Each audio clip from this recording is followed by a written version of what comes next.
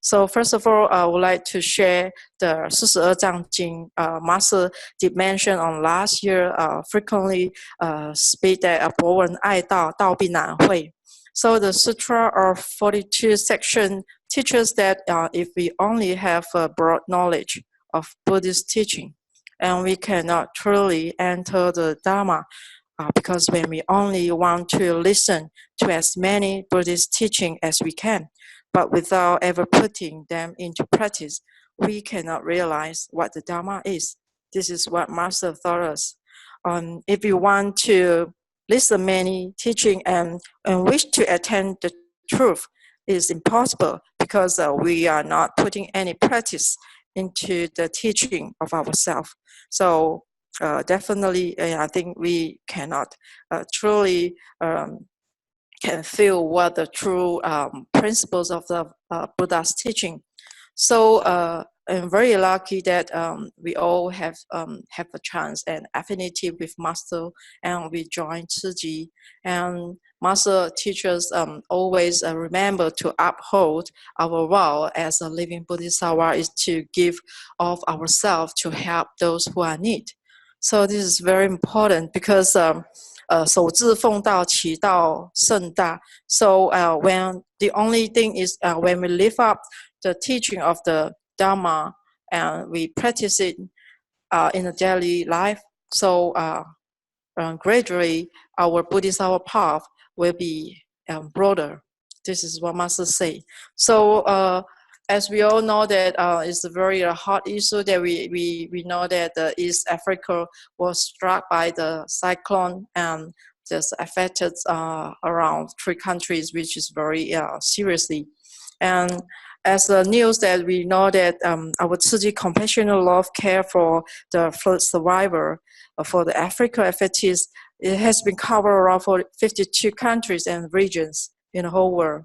So we can see that if we see the news from Dai or Masters, as they mentioned that the Syrian refugees in the Turkey, who live in Turkey, and our volunteer Huang brother who already have inspired the refugees of the Syrian who give off their love to the East Africa's survivor, and by giving, donate their a small amount, but to help. So we always say, 积少成多. We can accumulate the small amount into a drop of water and to make it is a river.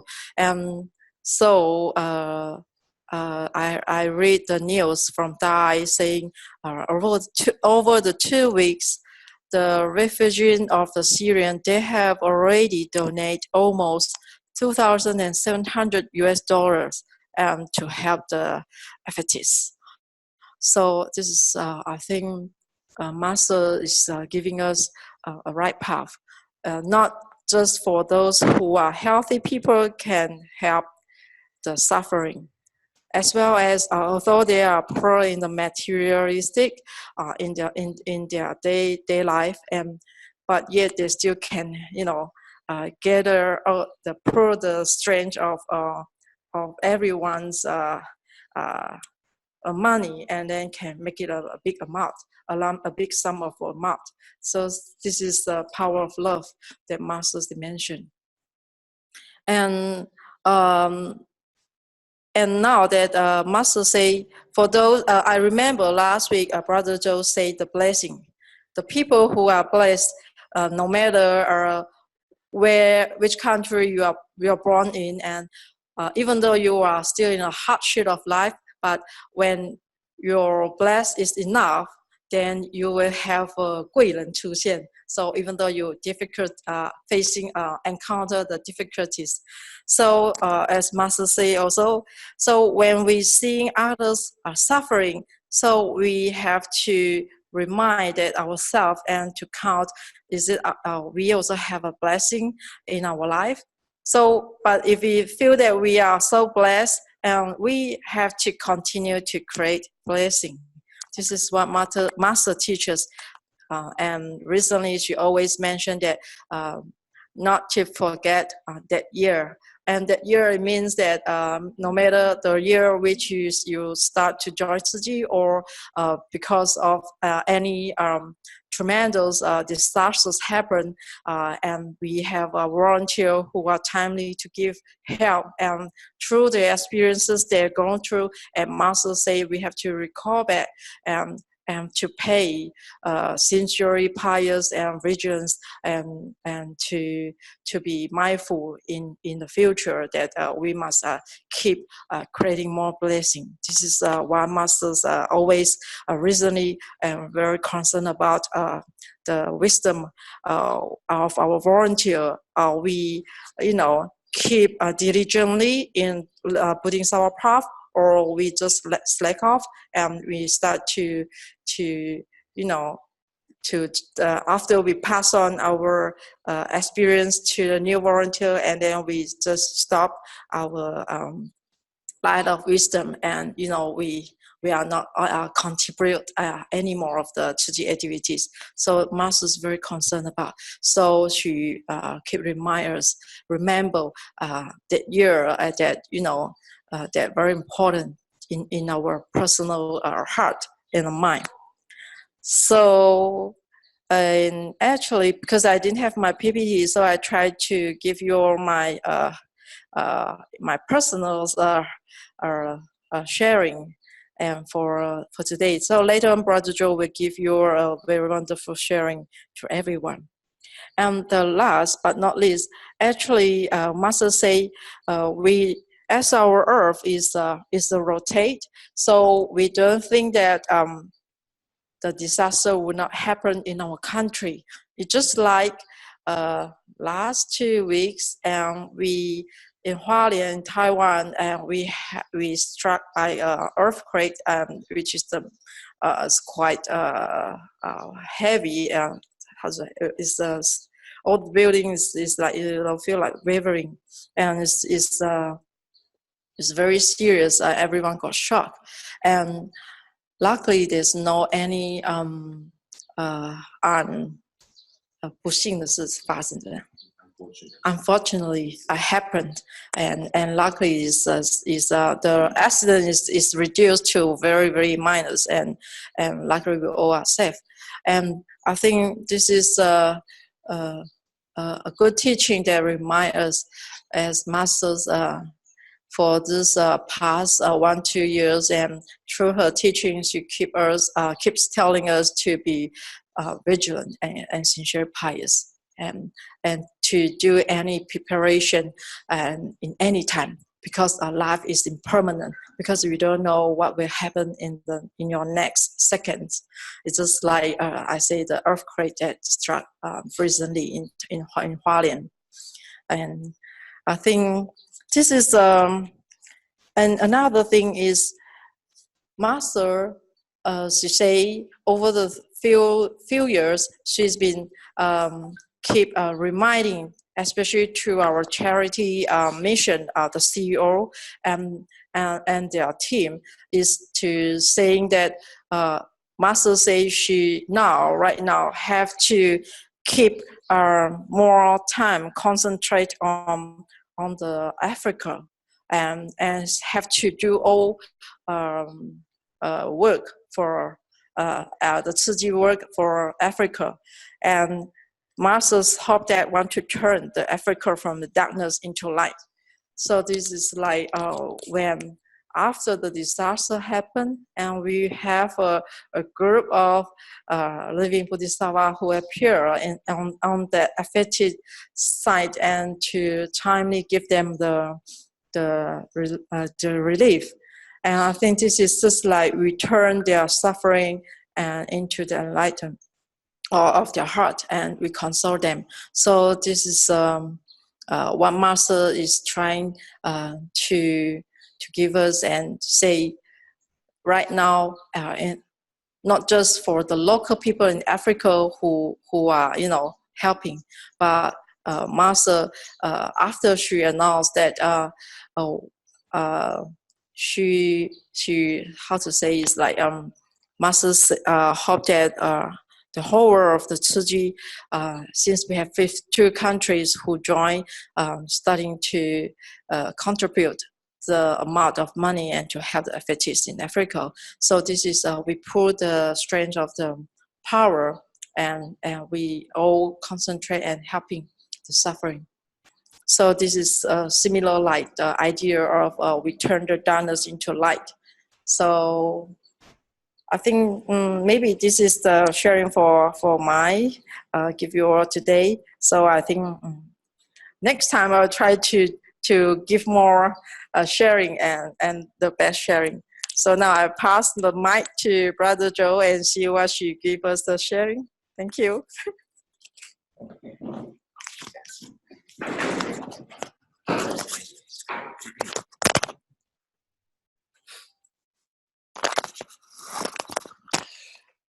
Very much thankful and grateful for Dharma Master De Huang's very short but important sharing. Yeah, I do need to apologize for not giving Master enough time ahead to properly prepare.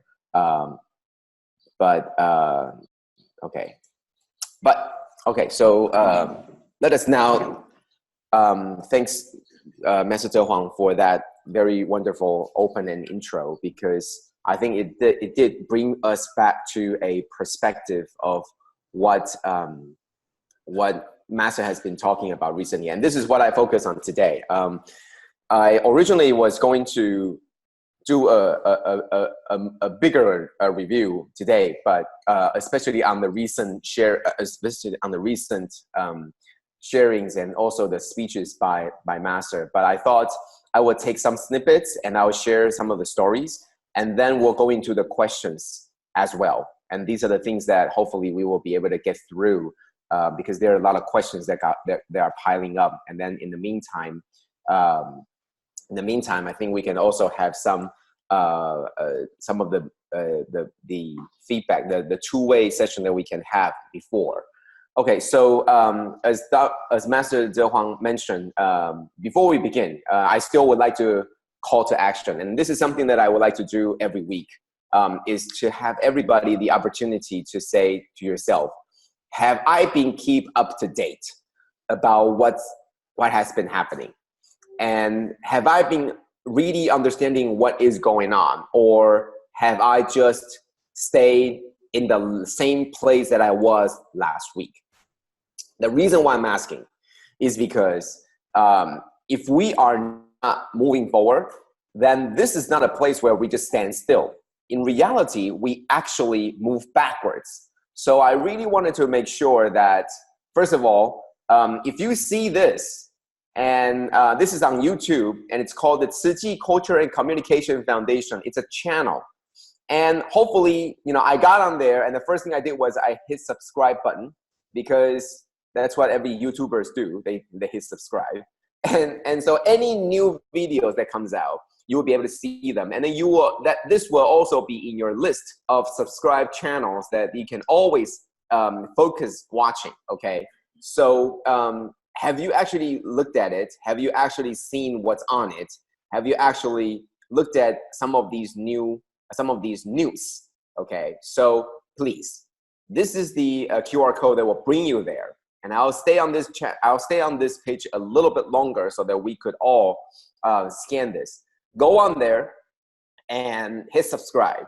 And that's the first step, is to know what's going on. Okay, to know what's going on so that you can do what's needed of us, which is what I'm going to be talking about. So please, everyone, it's something that we could all do to help, instead of just having Master doing all of this on her own, because that's what she's doing right now. She's trying to get everybody to know and be aware, but unfortunately, not everyone is doing what they can. And so let us do our part. First is to know this thing. Second is to let other people know. But you can't just skip to second without the first. You need to know it yourself before you could actually let other people know. So this is the self-realization part. And then after that, you can move on to helping others to realize 自觉觉他. So you need to know this yourself first before you are able to help others. And then comes this next part, which is to actually do concrete action. Every day, okay, every day, as Master said, every day, if we just put in a dollar, whether it's Malaysian or NT or US dollar, but it's an action where it's something that we could do to help. In Taiwan, if you go onto this website, the lowest denomination that you can go through is 100 NT, which is about $3 US dollars. Now, that means roughly, if you do this every day, which I don't ask everybody to, but if you do this every day, then a month, it's about 1,000, okay? It's about 3,000, okay? It's about 100 US dollars, okay? 100 US dollars a month, then that means it accumulates very quickly. And what I mean to say is, no, not one person. This is not done by one person. Can you imagine the population of Malaysia, for example? The population of Malaysia is what, 25 million? Okay, about 25 million, maybe about 30 million, okay? And that number, imagine if everyone, every day, I'm not asking for, more, every day you just put in one Malaysian dollar, right? What is that called? Malaysian dollar 是什么？就 dollar. 马来西亚币，马币是什么？ Okay, so Ringgit Malaysia. Okay, ringgit, right? Ringgit Malaysia. Okay, I can't pronounce that word. Okay, so if you do one ringgit, okay, if you do 1 ringgit a day, which is not going to, it should not influence your life. Imagine if everyone in Malaysia puts in 1 ringgit a day, then you are going to have 30 million one day. Imagine the power. If we do have that, and none of it is going to influence, right? 1 ringgit is not going to influence your life today, okay? Let's not talk about everybody. How about half, right? 15 million. It's still a big number. 10 million is still a big number, but can we get there? If we have 10 million a day, then we're talking about 300 million a month. Already, it's a huge amount that could really help a lot of people. 30 million, 10 million, then 300 million a month. And we're talking about how much for a year? We're talking about 3 billion already, right? So it's going up very quickly, but it takes everyone and it takes every day. So it's not all done by yourself, but can you do this and remember it and spread it? And this is what Master has been talking about. So last week we talked about this. We talked about blessings and what blessings really mean. The blessings actually meant is that, and we use the story of Mogayayana to help illustrate this, because his mother reborn as a hungry ghost. And we said that the hungry ghost story, is it real? Is it something that we can understand and pertain to and associate and relate to in our everyday life? And the answer is yes. This is something that's really happening in the world. I'm talking about the big belly. We see the big belly all the time in Africa. We see the throat that is as thin as needle, when we're talking about the medical, the intubation. But when Mogayayana finds the mother reborn as hungry ghost, he tried to offer her food through supernatural powers, but it would be burned by the flames coming out of the mouth every time. And is this real? And last week we talked about, yes, it is real. This is not just a story that was something that was made up to scare the children or scare us. It's real because all these things are happening in real life. For example, the needle, the throat that is as thin as the needle, it could be talked about the nasogastric intubation, right? Now, it's not a bad thing. It's just some procedure. But now we see this in real life, that you no longer can eat through your normal means, but rather it has to go through intubation. The food comes through a tube, and that is something as thin as a needle.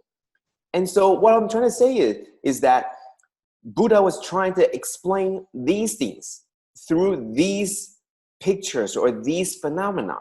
But in order for the people at that time to understand, the Buddha had to use stories that the people at that time can understand. But it doesn't mean that that was the only way. For example, nowadays, in today's society, if you keep on going back to the story of the hungry ghost, more and more people are not going to be able to accept the story because they are using scientific means and tell you, I don't believe in hungry ghosts. I don't believe in this. They're going to believe in real world stories. And guess what? These things are happening. The flames coming out of the mouth that burns the rice that's in front of the mother of the Mogayayana, it happens in South America. It happens in Venezuela. When the relief goods was about to get to the people that need them, it was seized by the military and it was burned in front of everybody. That the relief aid would not be able to get to anyone that needed help. So these stories, and I really believe this, that the Buddha understood and the Buddha knew. But he cannot tell the stories as is to the followers and disciples, because along the river, along the two shores of the river, there is no way for them to understand any other things happening outside of their very limited world. They don't have world news. They don't have satellite. They don't have CNN 24 hours. And imagine, even in the world that we have all those things today, most of us still don't know what's happening in the world.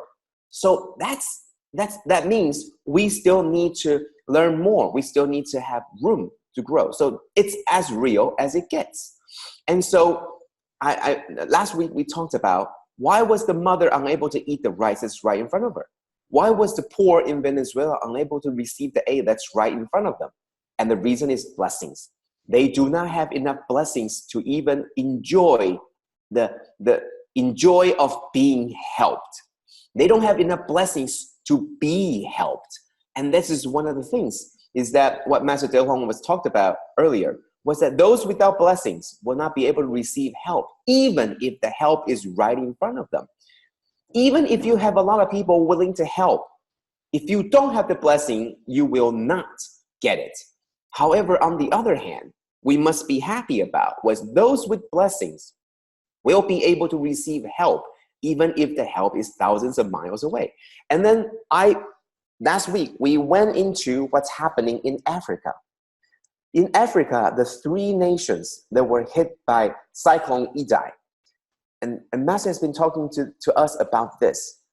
Usually in the past, we see a disaster that struck a particular country, a particular region, a particular timing, a particular county. But now this disaster hits 3 countries at the same time. The scope of the disaster is ever increasing. And what are we doing to help? That means the speed of decay is greater, is now going faster. The speed of all the things that's happening is getting greater. But what can we do? It used to be 1 country, 1 state, 1 county that's happening. Now it's 3 countries at the same time. Do we have enough capacity to help? Do we have enough capacity to provide the relief, even manpower? And so thanks so much to Malaysia, who already organized this, the team of very experienced volunteers who went to Zimbabwe and shoulder this responsibility. And so this is what we talked about, blessings. And how do we get these blessings? How do we get these blessings? And so the one thing that we talked about was that the idea of the blessing is not about the absence or the cancellation of negative karma. The idea is that, hang on. The idea about the blessing is not, if you cultivate blessing, and then you will not have all these negative things happening to you. You know, that's why a lot of people would ask, if I'm a Tzu Chi volunteer and I've been Tzu Chi for so long, and I've been doing Tzu Chi for a long time, then why am I still getting this happening to me? You know, why is my children still not doing well? Why am I still getting sick? Why am I getting this tumor, etc.? Because doing good deeds is not about the absence or cancellation of negative karma. It's about the presence of good karma. So when it's necessary, the help will arrive and will be there, and you will be able to accept it.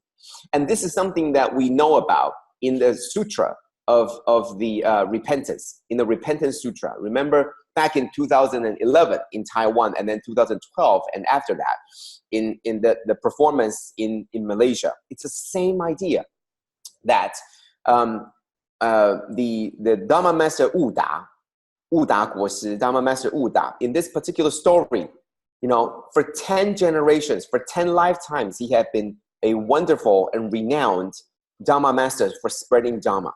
He had kept all his precepts in check, and therefore everything was okay. Yet on the 10th, on this current lifetime, all that he did was a thought arise out of his mind that he was arrogant. Arrogance, a single thought of arrogance. And it wasn't even so bad. It was just a single thought of arrogance that came out. And therefore something happened. So it's not about the negative karma that was canceled, because it was never going to cancel. It was staying there with him. But rather, when there is good karma, the help will arrive. And that is why another monk nearby helped. So that was the idea. So how can we get more blessing? And this is what we do, right? This is the same QR code that I showed you earlier. That was the YouTube. First, you need to know more. It's part of the self-realization. Second, you need to do more by actually contributing. It's the same idea that I'm going to talk about later. What does it mean to do more? So today, we're going to be talking about what Master shared with us recently, okay? Don't stop the love. Do not stop the love. And love is just like what we need every day. It's the food that we eat. If somebody asks you, did you have lunch yet? Would you tell them, I had lunch yesterday and the day before that, so I will not have lunch today? This is the same idea as saying, did you help the people of Africa today? And you tell them, I helped them yesterday. I donated yesterday. I prayed for them yesterday. Therefore, today, I don't need to. It doesn't work that way. The idea of this love is not about that you did something already, but have you done enough to inspire yourself? Have you learned enough stories? Have you understood enough what's happening to inspire yourself enough so that you can inspire other people? Therefore, the idea is we are now at a slope that's going downward. If you do not continue to climb upwards, by standing still, you are not standing still. You are actually moving backwards. You need to continue to progress with this love. And that's what it means by do not stop the love. Master told us, and this happened last week. And last week, I had an opportunity. Last week when Master was still recovering. And as a lot of you know, that while she was recovering, there was not a lot of opportunity to greet her. There was none, no opportunity at all. We would not see her in the morning. We would not see her during mealtime. Usually she would come out for lunch, for breakfast. Now we don't see her.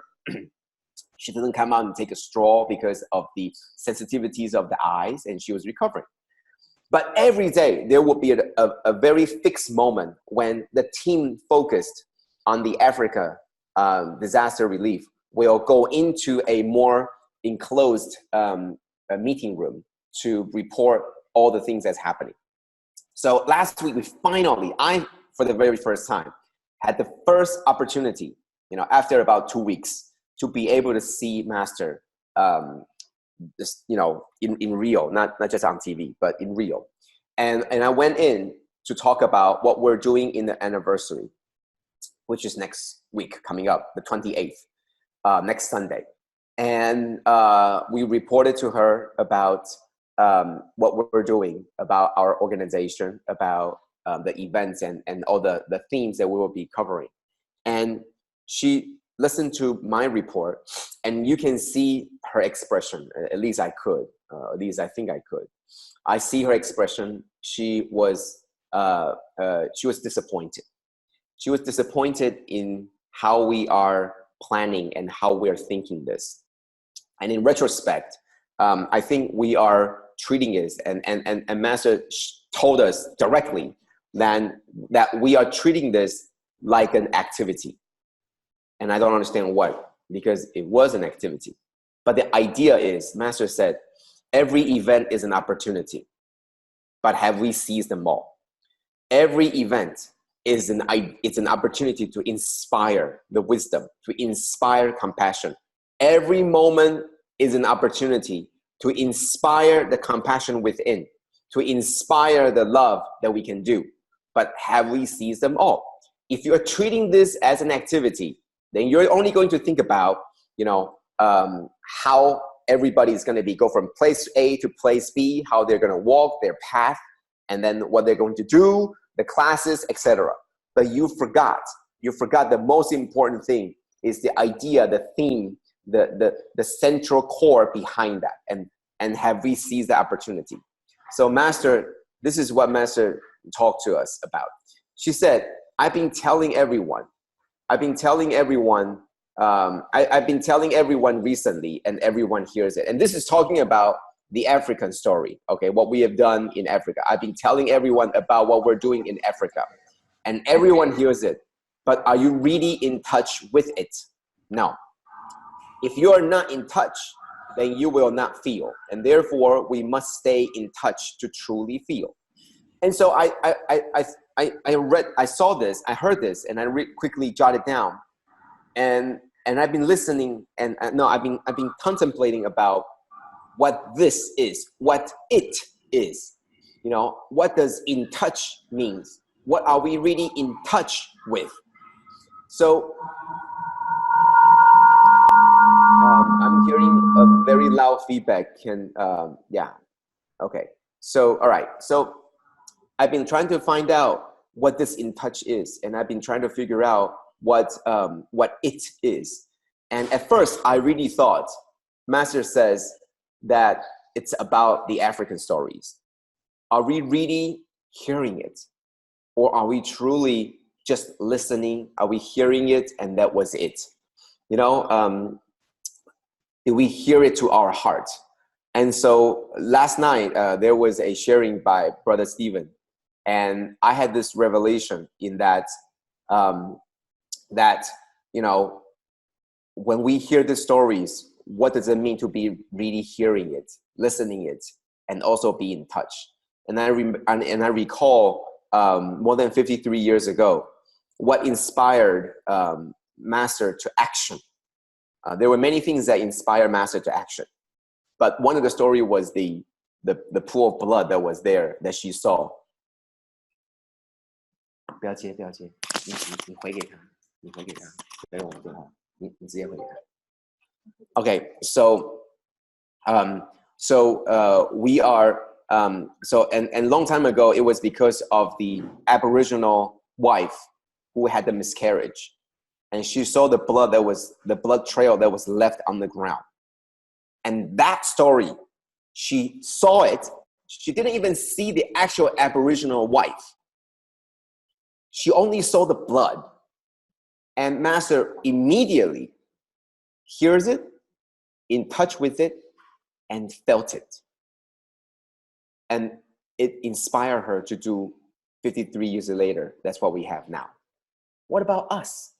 When we hear the stories of Africa, are we really hearing it like what Master was hearing? Are we really in touch with it like how Master was inspired? Are we really truly feeling their pain and their loss? Or are we just listening to it like it's a story of another person in another time, in another world that has nothing to do with us? And so this is what, and so that at first I thought Master was talking about, are we in touch with the Africa story? And then I thought, perhaps there's more to it. Perhaps Master is talking about, are we in touch with our Buddha heart? Are we in touch with the compassion that's within us. And if our Buddha's heart inside, if our Buddha nature inside is not in touch with us, or it's not in touch with our life, then you will not feel. You will just look at the story as is. If you are not in touch, if the story is happening around you is not going deep enough to go into you, to touch your heart, then no, you will not feel it. You were just listening to it, and that would be it. And therefore, Master told us that we must stay in touch. And so, what are we really in touch with? What are you hoping to stay in touch with? Is it just to make sure that you go there and see the African sufferings, and then you will be in touch with your true compassion? Or right now, given what we have, are we trying to get more? Are we trying to get more so that we could truly touch our inside, the heart, the Buddha nature, the compassion, and then we can inspire ourselves and inspire more people? And that's something that I think we should always be thinking about. Are we truly in touch with our Dharma lineage? And this is a story that I also want to share. So recently, there was a event that happened, and one of the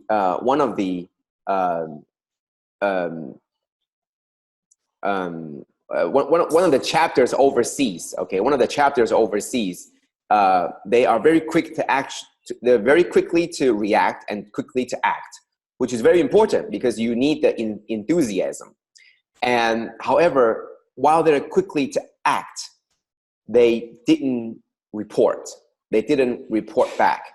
And Master was talking about this as in that every string is stemming from this lineage. We do.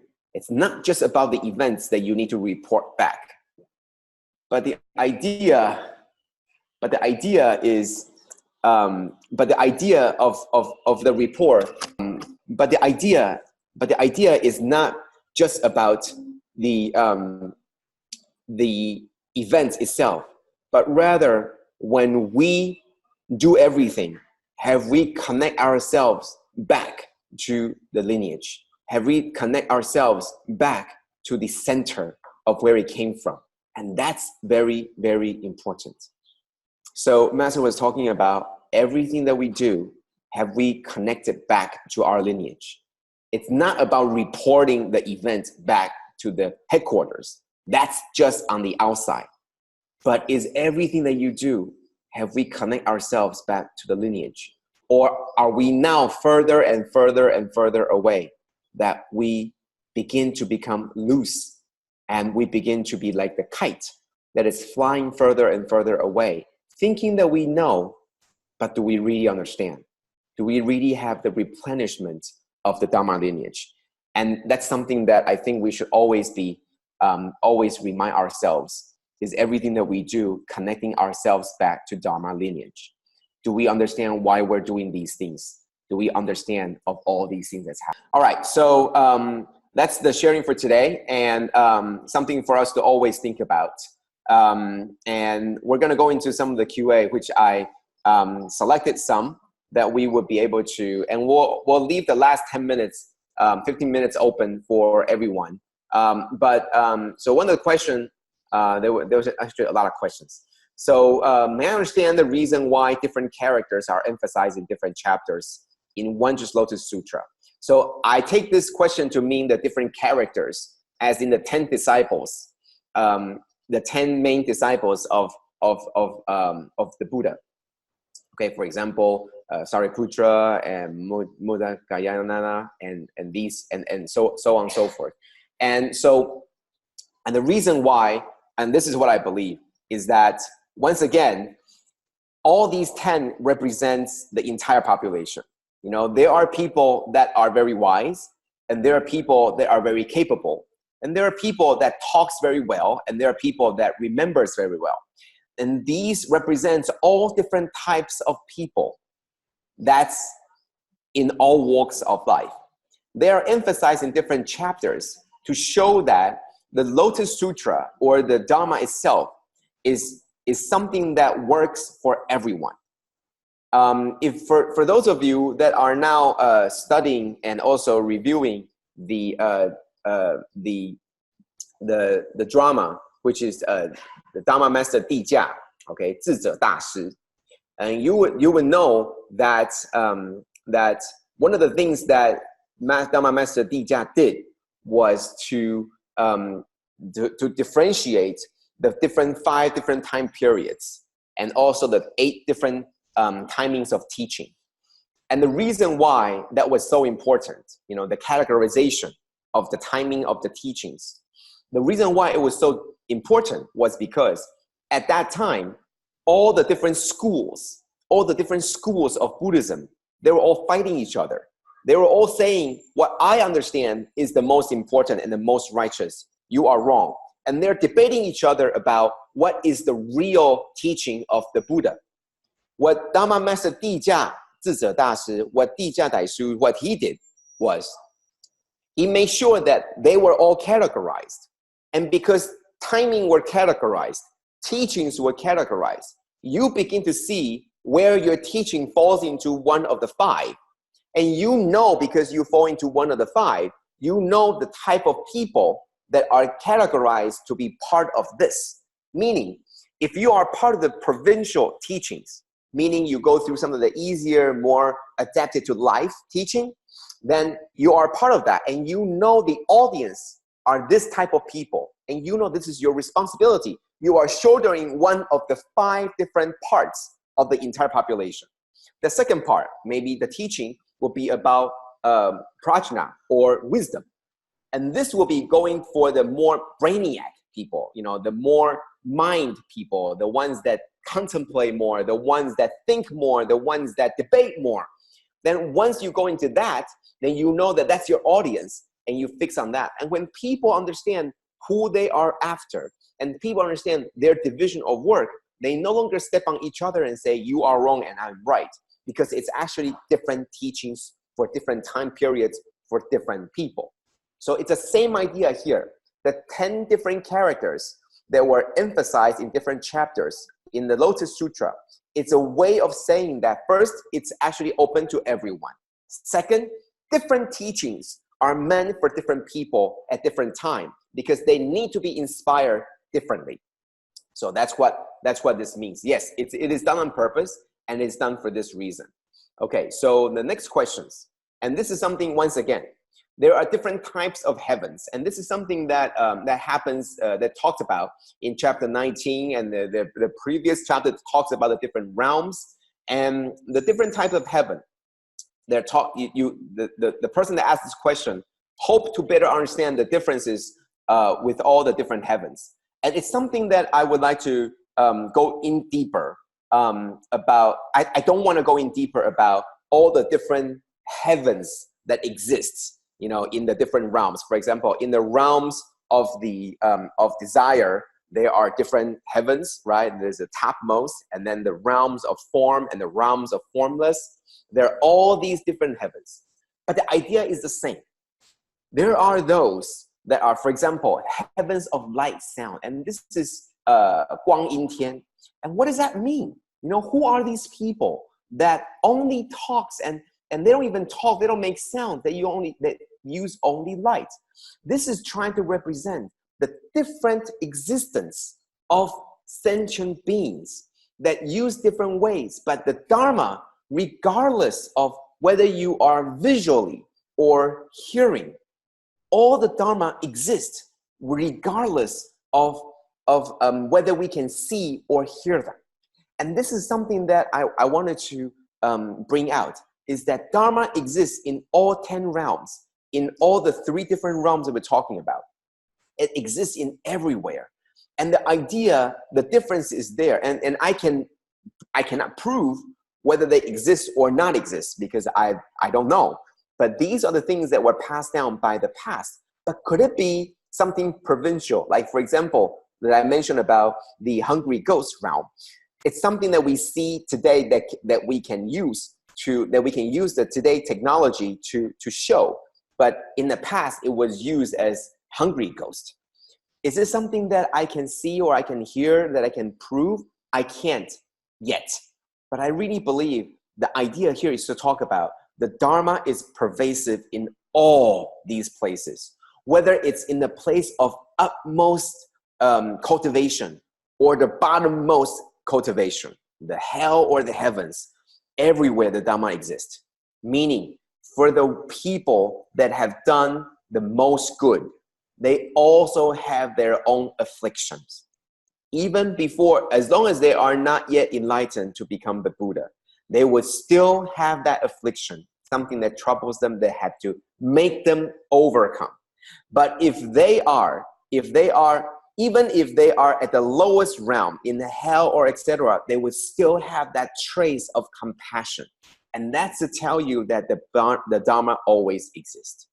So this next question, and I think that does Master want us to believe that the 5 and 10 precepts, we will make it back? And I think,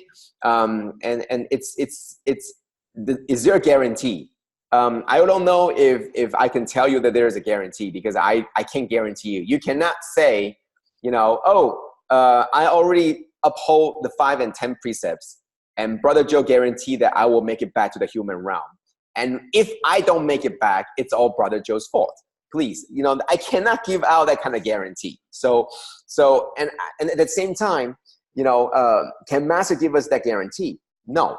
The only guarantee that we would have is on ourselves. Do we truly follow the 5 and the 10? And the most important thing is we are upholding the 5 and the 10, not because we want to make it back. The most important thing is because we need to uphold it and we need to continue to advance. Now, before we go on, I wanted to do the last question, which is this question. And this is the question that also reflects what Master Huang said, and also what we covered recently. So when it talks about Dharma as Water, Volume 1, and it even lists out the page, which is a very studious reader. We know we have created evil causes. When evil causes and evil conditions converge, they lead us to take action. Once we act, the retribution will be immediately formed. Therefore, we always need to heighten our vigilance in our spiritual practice, even though we have planted such seeds in our past lives. By increasing our vigilance, we can now avoid evil conditions. Without these conditions, these seeds will not ripen into fruit. I think this is very self-explanatory.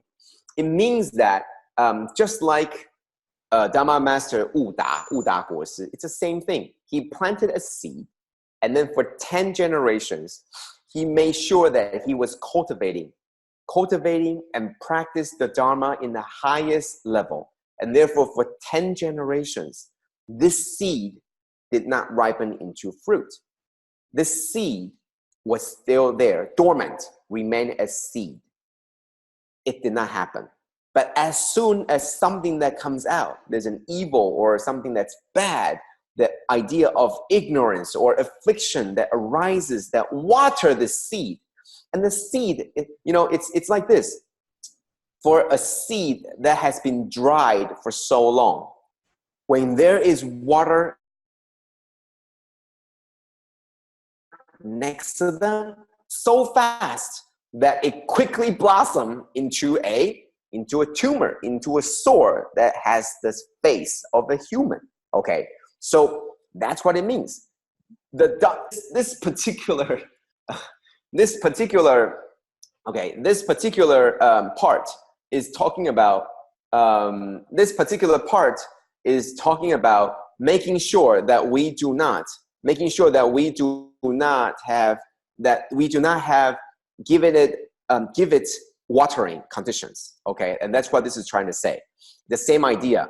By continuing the blessing, we are continuing to water the seeds of goodness, and that is very important.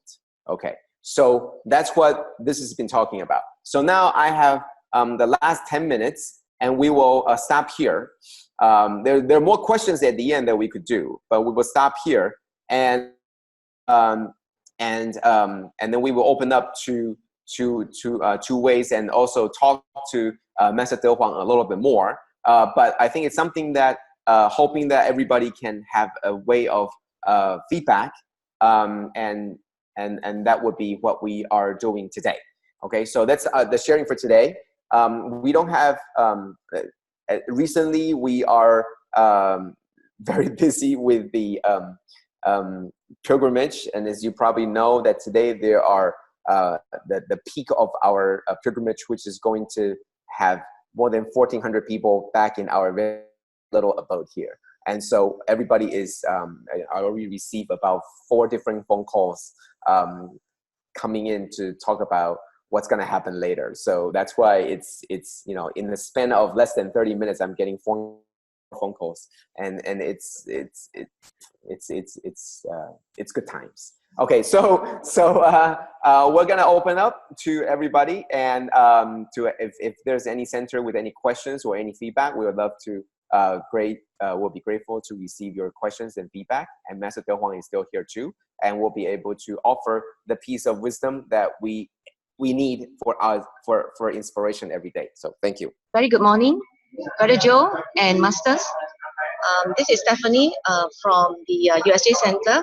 I have a question.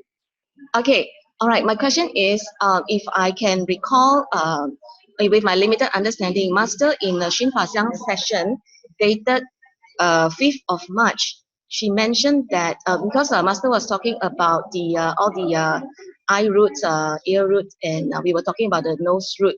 So she, if in my own limited understanding, if she said that if in the future lives we are born with imperfect eye or ear root, we can use our nose root to smell our way out, to smell our way through, yeah, to find the path. So yeah, I have this question. Perhaps Brother Huang, Joe Huang can enlighten us or enlighten me. Thank you. See, just now Brother Joe say, as we know that our masters, Zhen Yan, our master Sangren, she's having her eyesight problem. As last night, Shi Xian Shi Xiong, Brother Stephen Huang, they mentioned that though master, she right now having a problem of the eyesight, and but master, she put her very much effort and to listen to the reports of the team who give her a very timely news regarding all the relief work that carry on in Africa. And even though Master, as she is still in Hualien, but she can, you know, like just now, brothers Joe say, touch it and by, you know, smell. And because Master, she say, even though a very tiny breathing of the earth, Master can feel it. So this is, you must have a very tranquil mind. 静静清晨的心. So I think this is what Master say. She totally have not her personal issue in she like not what to say is like, I think is the best answer that I can give is like, as we are 不为自己, not for, we do something not for ourselves, and we try our best. And how can I say, it's just like you know, sorry, I repeat again. Master say, as we know, you lose something, but you will have something gain back. I mean, the you know, the 踢功跳功, they mentioned that even though you have lost something, but you still will have, because no one is perfect. You have the weakness of this eye and ears, but you definitely will have something which is stronger. This is like the 手足画家, you know, you lose your hand or legs, but you still can, you have arm, you use your mouth or to do something, painting, instead of using the hand. So everyone have the capabilities. And I think this is as well as you believe that you are able to do. So I think respect to a deep faith in your personal, you know, confidence.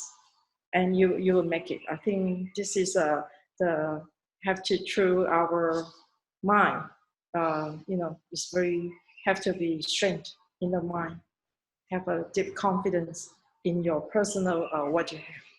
So I'm not sure whether you can accept the answer that I give or not. Yeah. So this is I can try to give a response about this question. Thanks. Okay, thanks to Master De Huang's response, and indeed, I think we are all searching for what does Dharma mean, and what does it mean when we do this, and what does it mean when we do that. But I think when we're talking about the seven senses, the six senses, I really believe that they complement each other. And just like what recently Master had the operation on the eyes, and while she could not see, she could listen. But I think she actually thinks to herself, she will not be just okay by just listening. So going against all the advices of the doctors, she kept on opening her eyes, wanting to see. And so it's not talking about, oh, I have 1,200 merits by hearing. That's more than 800 of the eyes. So I am content with 1,200. No, Master wants 1,200 plus 800. She wants 20,000. And no, it's not just 20. It's not just 2,000. She wants to make sure that she gets the tongue and the nose and everything in also. And that's the idea, is to always, what can we do more, and what can we do more and more? And not just, it's not enough to just smell, but also what can we do to see and to listen? Even if we are lacking that capacity, can we do more? Can we smell deeper? Can we see deeper? And I think that's the idea. Okay, so thanks to, we are going to be sharing for today. And once again, thanks to everybody. So thanks to Master De Huang for a very insightful reply and response and explanation. Thank you. Brother Joe, Master Huang, for very insightful and very heartfelt sharing today. We are so blessed today. We get a full session, 1 hour session. Very inspired. And Gan Sister Stephanie for such wonderful questions. Gan, thank you, brothers and sisters, for your presence. Hope that each of us will sustain the Dharma joy and in another piece of Dharma Master and Hualien love to our life. Let us please make 3 bows to the Buddha and Dharma Master as we depart to apply these teachings in our daily life. Let us pay palms together. Let us pay our respects to our teachers of life, universal truth. First bow. Second bow. Third bow. And about to our beloved Master Huang for joining us today.感恩 Master, very insightful. 感恩 Brother Joe. 感恩大家. 感恩 everyone for joining us today. Next Saturday, we have sharing, okay, aside from wonderful sharing from Hualien, we will hear sharing from sisters from Singapore on the Sri Lanka mission. See you all next Saturday. Okay, bye-bye. Bye-bye.